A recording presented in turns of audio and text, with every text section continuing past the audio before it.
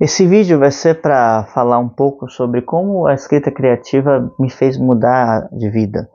E esse processo de mudar de vida se deu por uma necessidade natural que acontece para quem toma contato com a cultura. Aqui no canal eu tenho uma abordagem muito integral. Eu busco trabalhar sempre a arte de forma integral, não com uma visão específica de uma corrente ou uma outra coisa, porque a arte deve buscar justamente a integração das coisas e ela deve dar integridade ao ser, ao indivíduo que a faz, também ao indivíduo que a escuta, que a recebe. Eu não tenho nada a ver com as correntes de artes atuais, esses artistas que estão o tempo todo envolvidos em algum escândalo, alguma polêmica. Para mim isso é baboseira, balela, é perda de tempo e em nada se deve ter como um ideal a ser seguido, apenas como expressões típicas do nosso tempo. Mas aqui o trabalho do canal ele não vem buscar algo que esteja relacionado com uma expressão do nosso tempo ou como vamos dizer assim, uma meia-culpa, né, que se faz em relação aos artistas. Eu busco sempre os melhores modelos possíveis, porque eu vejo que eles me serviram de inspiração e me fizeram melhorar, tanto na maneira como eu me comunico, como na forma como eu administro a minha vida, as minhas emoções e os elementos que eu busco para como objetivo. Em síntese, me fez mudar de vida. E tudo começou através da poesia, né? Eu sempre falo isso aqui. Então, assim, no processo de busca, né, de compreender, de me aprofundar na poesia, eu fui entendendo as outras coisas. Ainda que minha formação tenha sido em música, né, em composição, a poesia veio sempre como um aspecto que esteve presente na minha vida. E esse processo da escrita criativa nos faz tomar contato com outros elementos. De que tipo, né? Tudo se dá e tudo se constrói a partir de uma tradição literária. É interessante que a gente escreva também a partir do nosso próprio ponto de vista e sem tomar uma outra visão de uma outra pessoa daquilo. Eu acho isso importante, eu acho isso interessante. Inclusive eu comecei assim, né? Simplesmente peguei e escrevi, e como eu tinha esse impulso da escrita, eu fui pegando buscando essa assimilação. E a partir do momento que a gente vai conhecendo a tradição, conhecendo os temas, né? Aí tema está relacionado com os elementos que a gente toma como assuntos em comum, né? Que são já, que a gente até chama de clichê, né? Eu tenho os temas e tem também os elementos que estão relacionados como assuntos que se desenvolvem como uma espécie de modelos, né? Aí hoje o pessoal de Hollywood fala de jornada do herói e tal, enfim, que são nada mais que recortes de elementos que já existiam na tradição, mas que não, em momento nenhum eles fecham o tema, né? Você não pode dizer que todos os mitos eles se correlacionam e se sintetizam e se resumem à jornada do herói, né? Pelo contrário, a gente tem, na verdade, uma abordagem muito mais ampla, porque muitas vezes os mitos não estão falando de uma transmissão de uma mensagem que seja direta, e a jornada do herói ela não é uma mensagem sutil, ela é uma mensagem direta, é uma mensagem que é muito escancarada, e não que isso seja um problema, mas que isso não esgota as abordagens que a gente pode fazer, né, em absoluto. Porque quando estamos falando de mitos, estamos falando de uma construção que não é uma construção pessoal de um indivíduo, mas sim um processo de desenvolvimento de uma cultura que se transmite os seus saberes através de uma série de símbolos, de uma série de tradições, tá? Então, nesse ponto de vista justamente que entra aí a mudança da minha vida, porque o que acontece? Eu sempre fui um sujeito que, de certa forma, muito cético, assim. né, na minha abordagem, na minha expressão. E quando eu fui tomando contato com a poesia, eu fui tomando contato também com a outra forma, não só de falar, de expressar, de colocar as ideias, mas também de perceber como tudo está se relacionando.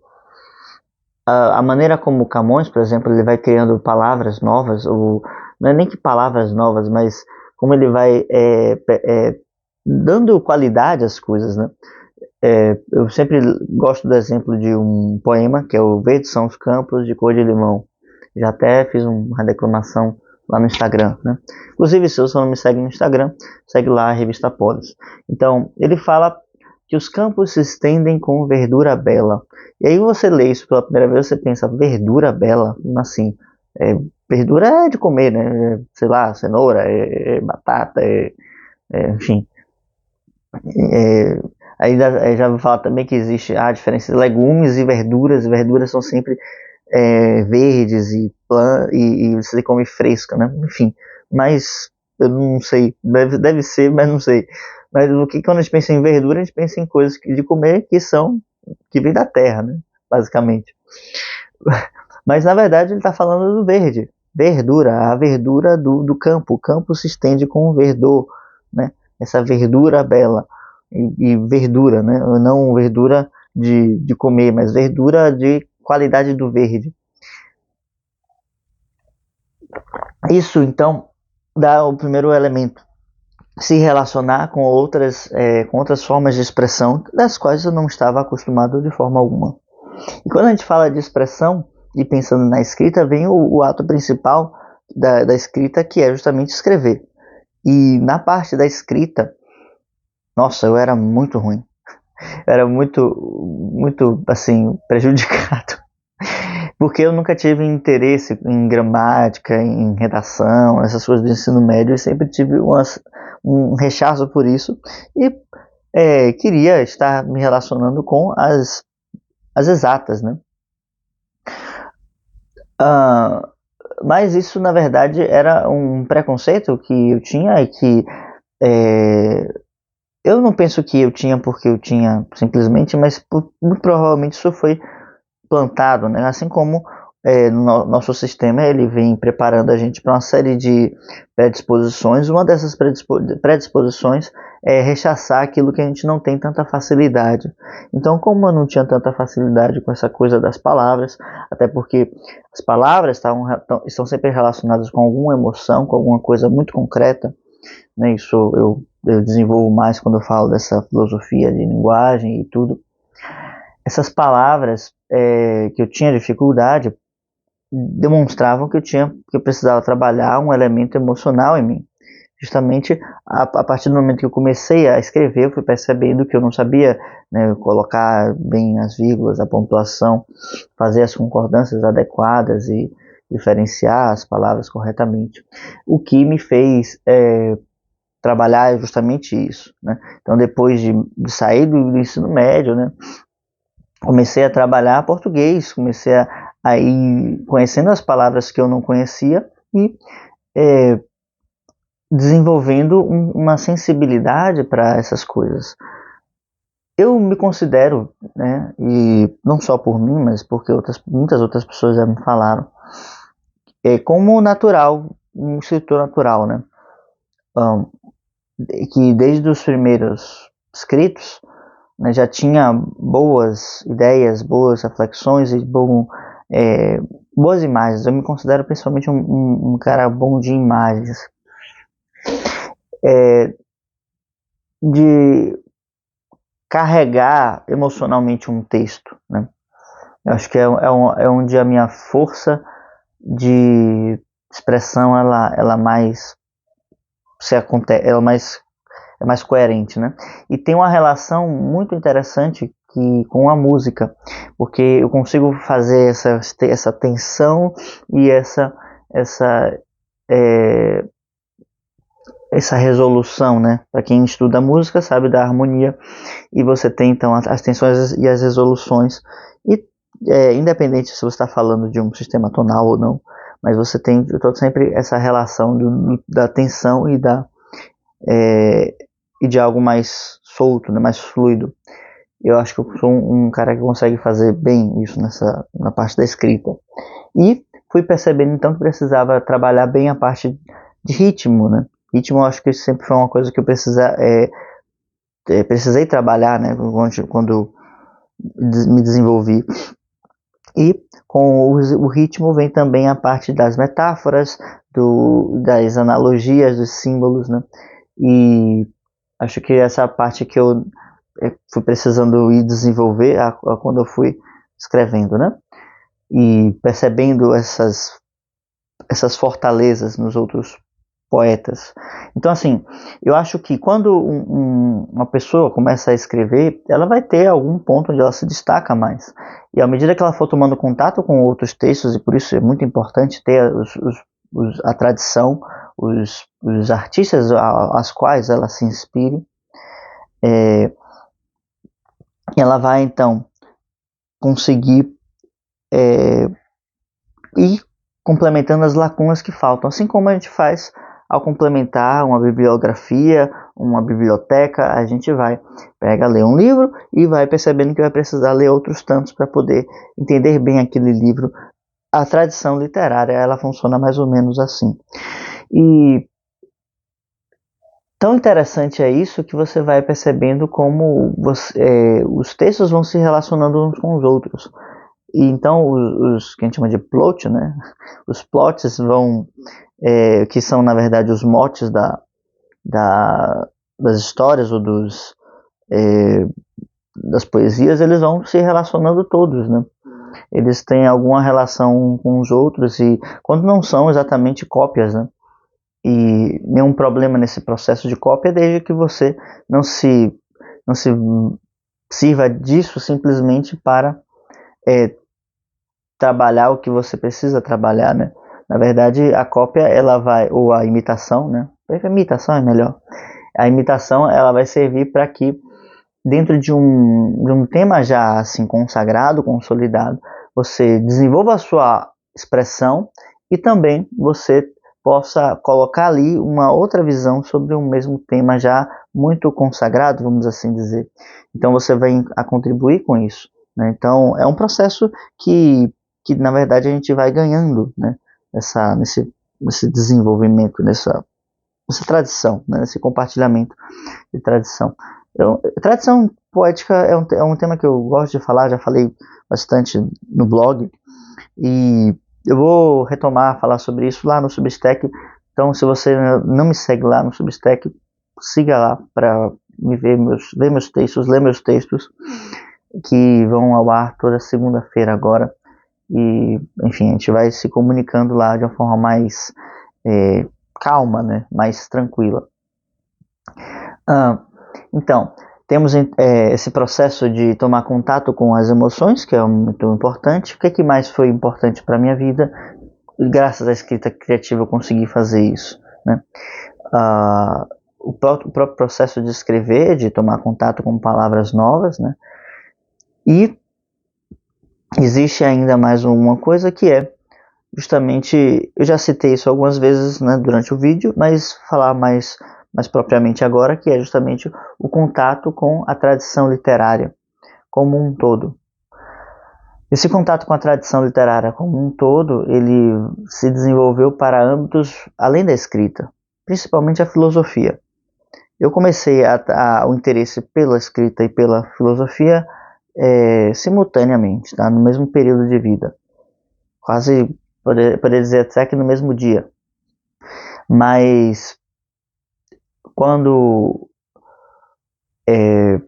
mas eu percebo que se você não vai por essa linha, você não consegue entender os poetas mais antigos. Era isso que eu queria dizer. Quanto mais você volta no tempo, principalmente ali da Renascença para trás, você percebe que os poetas, os artistas em geral, eles têm um grande contato com a tradição de literatura filosófica. Se não explicitamente na forma de falar, né? Mas sim simbolicamente. Então, às vezes, o tema ou é o tema mesmo, né? porque o cenário, tá me fugindo a palavra específica, mas o contexto a qual se desenvolve aquela poesia, aquele texto, ele pode ser até um texto, um cenário assim meio bobo, né? Meio idiota, meio tosco, meio violento, né? Um exemplo, por exemplo, é Romeu e Julieta de Shakespeare, né? Que está tratando justamente de uma paixão de adolescentes, né? Não sei se adolescentes, mas dois jovens, né? Que são levadas às últimas consequências, mas que o cenário que está sendo colocado ali é só um pretexto para falar sobre outras coisas, né? E justamente Shakespeare demonstra a sua maestria justamente nesses temas, justamente quando ele fala deles sem falar deles, né? E é justamente isso que faz um poeta. O poeta ele não escancara as coisas, mas ele fala através de símbolos. Isso quer dizer que é como se deixa eu ver aqui, não tenho nada para usar de enfim, vamos dizer que isso aqui fosse uma placa, né? E esse livro aqui, né, quando eu colocasse ele na sua frente, ele apontasse para um outro lugar, né? E vamos dizer então que a obra de arte, ou a obra poética, é justamente uma pintura que tem indicações para você chegar em um outro lugar, tá? E aprender essa comunicação de não ser direto foi um processo também muito necessário, né? Então, isso só é bem feito por aqueles poetas antigos que têm essa capacidade de trabalhar a filosofia mais profunda, tá?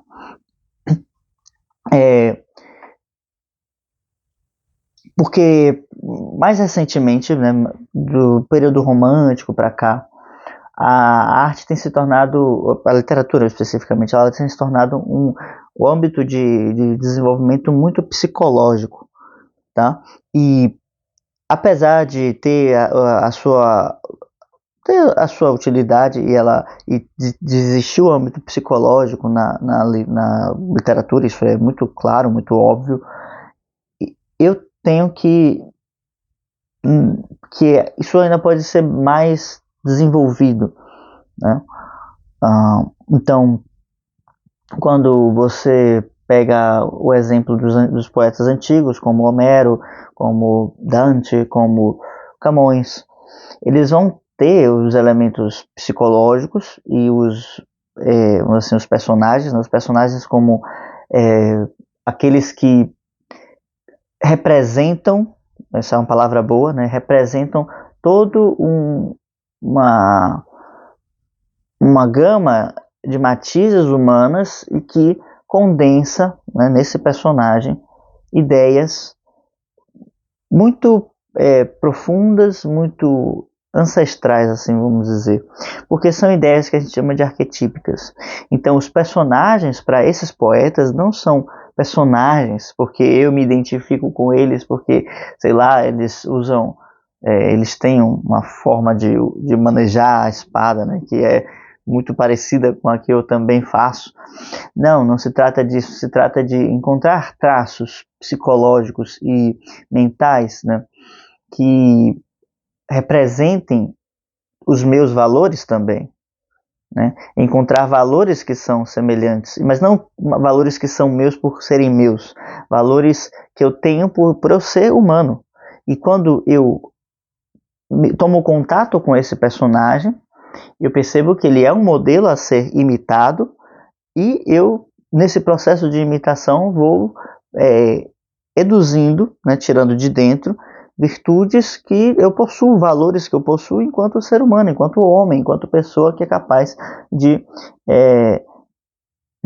chegar a um patamar mais alto, de desenvolver uma vida mais espiritualizada E esse processo de construção, de aprimoramento, ele foi me dado, né, de forma mais concreta através da poesia. Porque quando a gente pega a filosofia e se prende apenas aos conceitos que ela está trazendo ali, a gente torna ela uma coisa muito